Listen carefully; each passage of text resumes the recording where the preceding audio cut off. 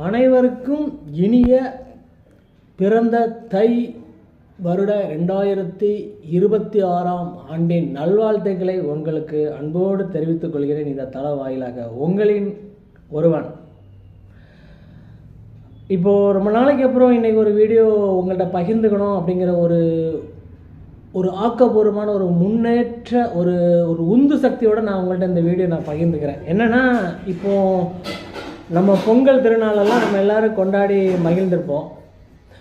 சூரியனை போற்றும் பொங்கல் திருநாள் அப்படி தான் நம்ம சொல்லுவோம். இது பண்டிகை அல்ல, வாழ்வியல் தத்துவம்.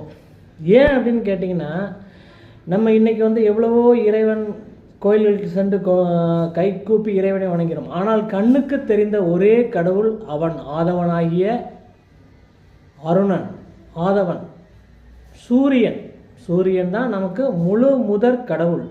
அதை தான் நம்ம கை கூப்பி வணங்கிறோம். அத்தகைய சூரிய பகவானை இந்த நேரத்தில் கை கூப்பி வணங்கி அவருடைய வழிகாட்டுதலின் பேரில், அவருடைய பேரிலாகவே இந்த உலகம் இயங்குகிறது என்பதை நாம் ஏற்றுக்கொள்ள வேண்டும். அதனால்தான் நமக்கு முன்னாடி நம் வாழ்ந்த பெரியவர்கள் அருண உதயத்தில் எழுந்து சூரியனுக்கு ஆர்க்கியம் விடுவதை நாம் அன்றாட கடமைகளாக செய்து வருகிறார்கள். காரணம் ஏனென்றால் இந்த உலகின் சக்தியின் ரூபமாக, அதனால தான் சூரிய சக்தி, சூரியன் சக்தியின் ரூபமாக உலக உயிர்களுக்கெல்லாம் ஆற்றல் அவனிடமிருந்து தான் பிறக்கிறது, அவனிடமிருந்து தான் தோன்றுகிறது. இப்போ இதை நம்ம கெமிஸ்ட்ரியில் சொல்லும்போது ஒரு சூரியன் எப்படின்னா அப்படியே உடஞ்சி ஹீட்டு அதிகமாகிட்டே வரும். அதனால தான் என்ன சொல்கிறாங்கன்னா, சூரியனுடைய வெப்பம் அதிகமாகிட்டே வருது நாளுக்கு நாள்.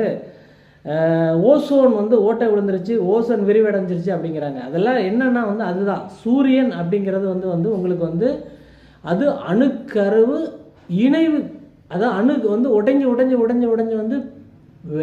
அதிகமாகிட்டே இருக்கும். உங்களுக்கு தெரியும், அணு உலையில் என்ன பண்ணுறாங்க, சூரிய மின்சாரம் உற்பத்தி பண்ணுறதுக்கு அந்த சூரியன் அணுவை பிளவு செஞ்சு அதுலேருந்து ஆற்றல் மூலத்தை எடுத்து மின்சக்தி உருவாக்குறாங்க. அதே மாதிரி தான் சூரியன் அதிகமாகிட்டே இருக்கும் நாளுக்கு நாள் கேட்டு. சரி, ஓகே, நான் இப்போ கெமிஸ்ட்ரிக்குள்ளே போக வேண்டாம், இயற்பியல் தத்துவத்துக்குள்ளே போக வேண்டாம்.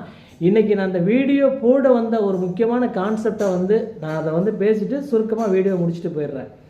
ஏன்னா, இப்போ நம்ம இந்த பொங்கல் திருநாள் நம்ம கொண்டாடுறோம்ல, இதுக்கு முக்கிய அச்சாணியாக நம்ம சூரிய பகவானை தான் நம்ம சிறப்பித்து சூரிய பகவானை வணங்கி, சூரிய பகவான் தான் இந்த உலக உயிரினங்கள் உய்ய ஒரே வழி, ஒரே கடவுள், ஒரே மூலம், ஒருவனே என்பதை நாம் முன்னிறுத்தி இந்த பண்டிகையை நாம்